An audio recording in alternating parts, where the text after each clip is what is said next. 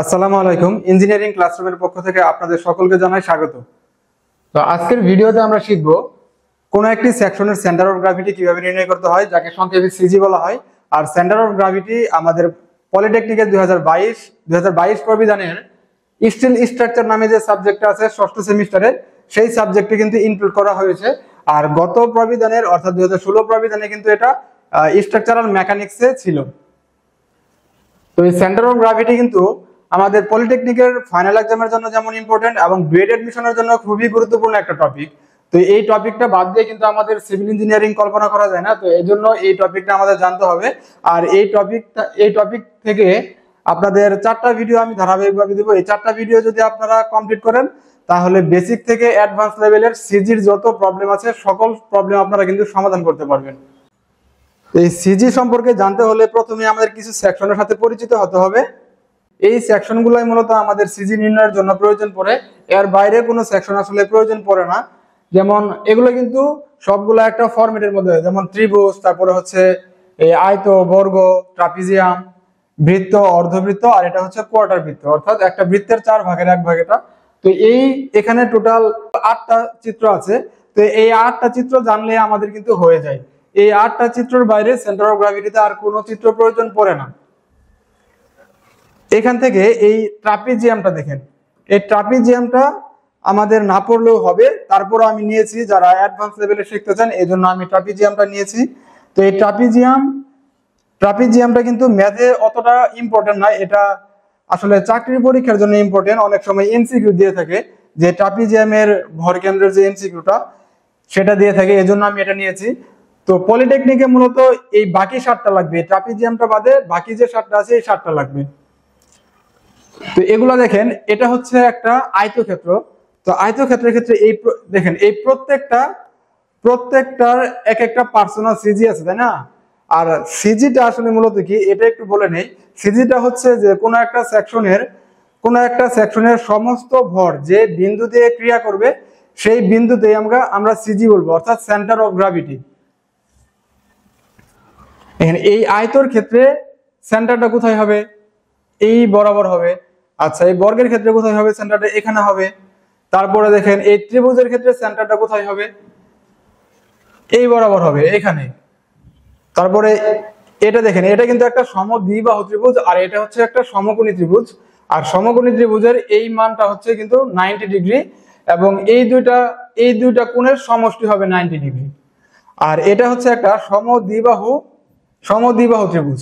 এই দুইটা ত্রিভুজ হচ্ছে সমান, এই ত্রিভুজটা আর এই বাহুটা এবং এই বাহুটা সমান হবে, এবং এই বাহুটা কিন্তু সমান নাও হতে পারে। এজন্য এটা হচ্ছে একটা সমদ্বিবাহু ত্রিভুজ।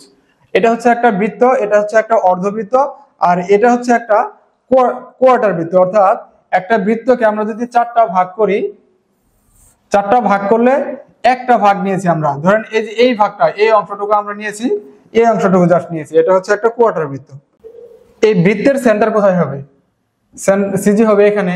তারপরে এই অর্ধবৃত্তের সিজি কোথায় হবে? এই অর্ধবৃত্তের সিজিটা হবে এই বরাবর হবে, তাই না? এই বরাবর হবে। তারপরে এই কোয়ার্টার বৃত্তের সিজিটা কোথায় হবে? এই বরাবর হবে। জাস্ট এগুলো আমরা একটু অ্যাজাম্পশন করে নিয়েছি, জাস্ট একটা অনুমান করে নিলাম যে কোথায় কোথায় সিজি গুলো হতে পারে। তো এই সিজি গুলো, আর এটার ক্ষেত্রে দেখেন ট্রাপিজিয়ামের ক্ষেত্রে সিজিটা হবে এই বরাবর হবে, মাঝখান বরাবর কিন্তু হবে না, কারণ নিচের দিকে যেহেতু একটু আমাদের এরিয়া বেশি আছে, এজন্য ঠিক মাঝখান বরাবর যে একটু নিচে হবে। আচ্ছা, এই সেন্টার গুলা কোন কোন জায়গায় আছে? হ্যাঁ, এখান থেকে কতটুকু দূরত্বে, আবার এখান থেকে কতটুকু দূরত্বে। আচ্ছা, এইটার ক্ষেত্রে একটু দেখেন, এটার সেন্টারটা হবে এই বরাবর।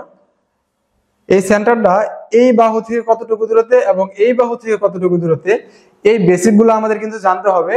তো এগুলা কিন্তু আসলে একদম মুখস্থ রাখতে হবে যে কোন জায়গা থেকে কতটুকু দূরত্ব। এটা কিন্তু কোনো ধরনের ম্যাথ না, জাস্ট এটা একটা বেসিক আইডিয়া। এগুলো না জানলে আমাদের সিজির ম্যাথ করা যাবে না, এই জন্য এগুলো আমাদের প্রথমে জেনে নিতে হবে। ওকে, আমরা এখন জেনে নেই এগুলা। দেখেন, এটাকে যদি আমরা আয়তর ক্ষেত্রের দৈর্ঘ্যকে আমরা বি বললাম, এবং উচ্চতা যেটা আছে সেটাকে আমরা ডি বললাম, আর বর্গক্ষেত্রের তো 4টা বাহুরই মান সমান হবে, তো এটাকে আমরা সচরাচর বি ধারায় প্রকাশ করলাম। আচ্ছা, এই ট্রাপিজিয়ামের ছোট বাহুকে এ ধরলাম এবং বড় বাহুকে বি ধরলাম, আর ট্রাপিজিয়ামের যে হাইটটা আছে সেটাকে আমরা এইচ ধরলাম। ওকে, এই ত্রিভুজটা দেখেন, সমকোণী ত্রিভুজের ক্ষেত্রে এই ভূমিকে আমরা বি ধরলাম, আর এই উচ্চতাকে আমরা ডি ধরলাম। এটার ক্ষেত্রে এই ভূমিকে আমরা বি ধরলাম এবং এই হাইটটা যে আছে এই হাইটটাকে আমরা ধরলাম ডি। আচ্ছা, এটার ব্যাসার্ধ, এই বৃত্তটার ব্যাস ধরলাম আমরা ডি। আচ্ছা, এটার হচ্ছে ব্যাস ডি ধরলাম, এই কোয়ার্টার বৃত্তের ব্যাস এটাকে আমরা ডি দ্বারা প্রকাশ করলাম। ওকে, এখন আমরা দেখব যে এই সেন্টারগুলো কতটুকু দূরত্বে আমাদের আছে। এখান থেকে যদি এইটুকু আমরা দূরত্ব হিসাব করি তাহলে কত হবে, এই বি এর অর্ধেক হবে, তাই না, বি ভাগ টু এই দূরত্বটা, হ্যাঁ এই দূরত্বটা আমি বুঝালাম।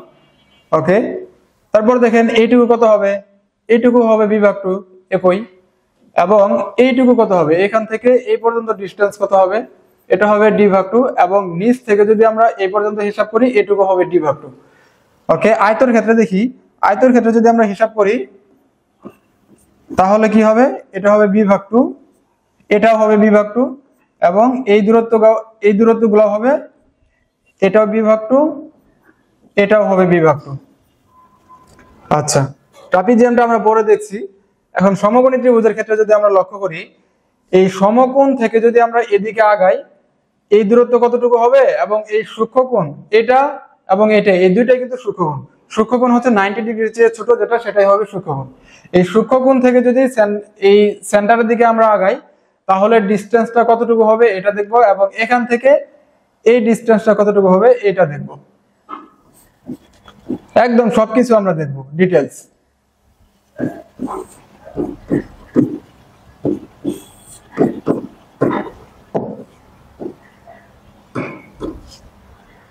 আচ্ছা,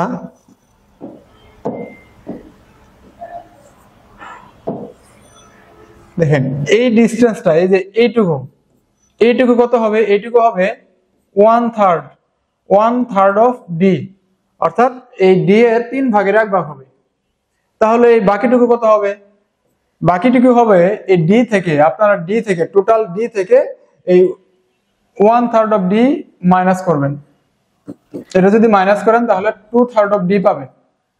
তো এটা কিন্তু মুখস্থই রাখতে হবে, মুখস্থ না রাখলেও আপনারা এইভাবে বের করে নিতে পারবেন, একটা মুখস্থ রাখলে হয়ে যায় আমাদের। তো এটা আসলে অঙ্ক করতে করতে মুখস্থ হয়ে যায়। তো একইভাবে এইটুকু ডিসটেন্স কত হবে, এই যে এইটুকু ডিসটেন্স হবে 1/3 অফ বি। যেহেতু এই ভূমিকে, এই যে এই ভূমিটাকে আমরা বি দ্বারা প্রকাশ করেছি, এজন্য এটুকু হবে 1/3 অফ বি, অর্থাৎ বি এর 3/1, এটুকু হবে 2/3 অফ বি। একইভাবে অর্থাৎ টোটাল বি থেকে 1/3 অফ বি মাইনাস করলে 2/3 অফ বি আসবে।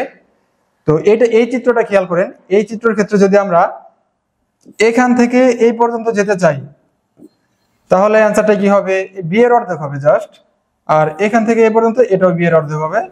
আর এই হাইটটা, হাইট না, এই নিচ থেকে, ভূমি থেকে এই পর্যন্ত উচ্চতা, এটুকু কত হবে, এই যে এটুকু হবে 1/3 অফ ডি, অর্থাৎ ডি এর 3/1।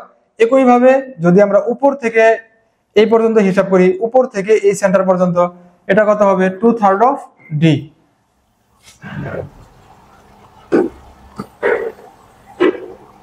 আচ্ছা, এই বৃত্তের ক্ষেত্রে এখন দেখেন, হ্যাঁ এই দূরত্বগুলো কিন্তু আমাদের লাগবে, এগুলা এখান থেকে কতটুকু, তারপরে এখান থেকে কতটুকু, এখান থেকে কতটুকু, এগুলো জানা থাকলে, এগুলো সম্পর্কে একটা স্পষ্ট ধারণা থাকলে আমরা ম্যাথগুলো একদম ইজি ভাবে সমাধান করতে পারবো।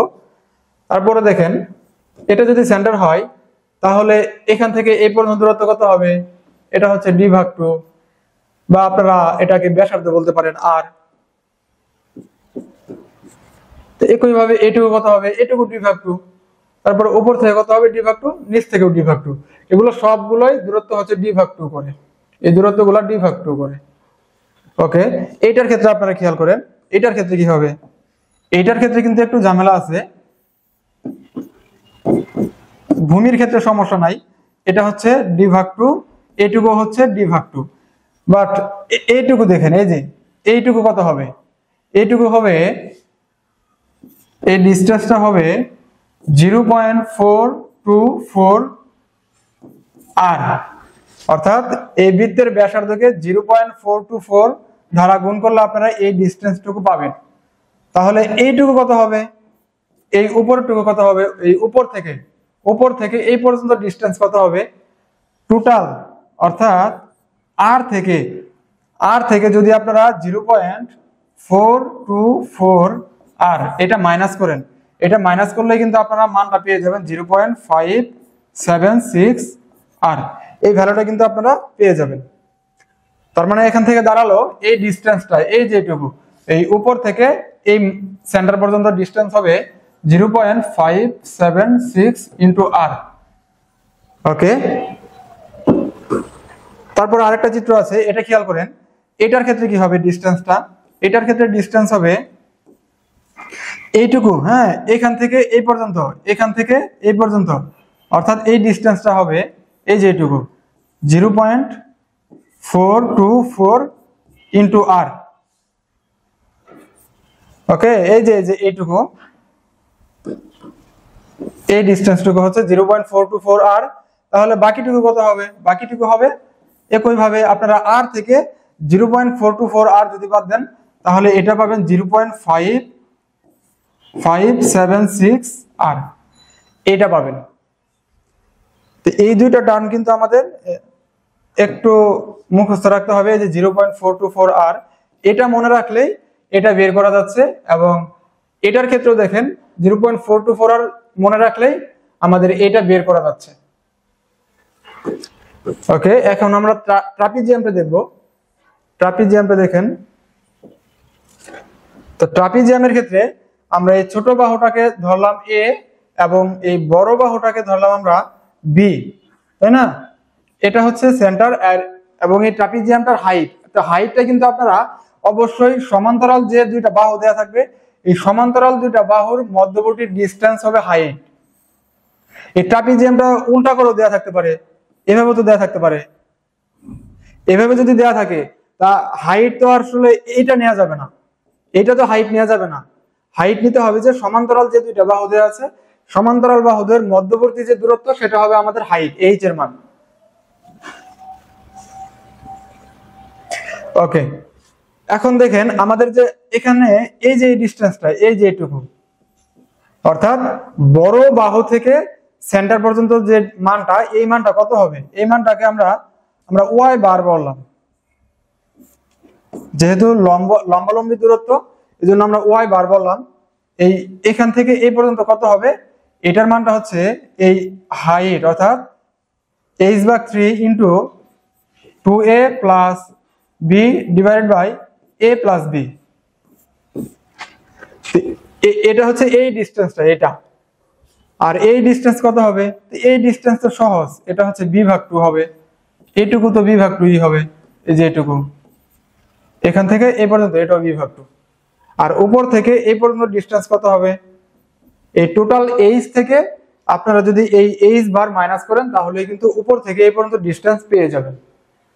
তো এইটা আমাদের লাগবে মূলত। অনেক সময় চাকরির ক্ষেত্রে এই এমসিকিউ দিয়ে থাকলে, এই এমসিকিউটা দিয়ে থাকে যে ট্রাপিজিয়ামের ওয়াই বার নির্ণয় সূত্র কোনটি, তো এটা দেয়া থাকে, এই জন্য আপনারা এটা মনে রাখতে পারেন। আর পলিটেকনিকে কিন্তু এটা আমাদের লাগবে না। পলিটেকনিকের যে ম্যাথগুলো আছে এগুলোতে এই ট্রাপিজিয়াম আকৃতির কোনো সেকশন নাই, এজন্য এটা আমাদের লাগবে না। তো আশা করছি আপনারা সেকশনটা ক্লিয়ার হয়েছেন। ওকে, আমাদের কিন্তু সেকশনগুলো বোঝানো শেষ। এখন ছোট্ট একটা ইনফরমেশন আপনাদের দিয়ে রাখি, যেহেতু আমরা বেসিক টু অ্যাডভান্স লেভেলের শিখবো একদম, হ্যাঁ, যেহেতু বেসিক টু অ্যাডভান্স লেভেলের শিখবো, এজন্য একটু ইনফরমেশন আপনাদের দিয়ে রাখি। আমাদের ভিডিওতে কিন্তু আমাদের ক্লাসে কিন্তু বারবার একটা টার্ম এসেছে 0.424 আর, বৃত্তের অর্ধবৃত্তের ক্ষেত্রে এবং কোয়ার্টার বৃত্তের ক্ষেত্রে এই দুটো টার্ম এসেছে, এই 0.424 আর এবং 0.576 আর। তো এই দুইটা টার্ম সমান কিন্তু আমরা এটাও লিখতে পারি, এই যে 4r divided by 3 pi equal to 2d divided by 3 pi. অর্থাৎ এই 0.424 আর লেখা যে কথা, 4r ডিভাইডেড বাই 3 পাই এটা লেখা একই কথা, এবং 2d ডিভাইডেড বাই 3 পাই এটাও লেখা একই কথা। এটা দেখেন, এটার ক্ষেত্রেও সেম, এটা লেখা যে কথা, এই যে এইটুকু লেখা একই কথা, অথবা এইটুকু লেখা একই কথা। তো এই কোন বইতে যদি এভাবে ইউজ করে, এইটার পরিবর্তে যদি এভাবে ইউজ করে, তাহলে কিন্তু কনফিউশনের কোনো প্রয়োজন নাই, একদম ক্লিয়ার করে দিলাম এটা এবং এগুলা কিন্তু লেখা একই কথা। হ্যাঁ, এই জন্য আমি এগুলো সমান চিহ্ন দিয়ে দিয়েছি। তো এরপরের ভিডিও থেকে আমরা ম্যাথে চলে যাব। আপনারা সুন্দরভাবে এগুলা আয়ত্ত করার পরে আপনারা ম্যাথ করবেন। সবাইকে ধন্যবাদ। আসসালামু আলাইকুম।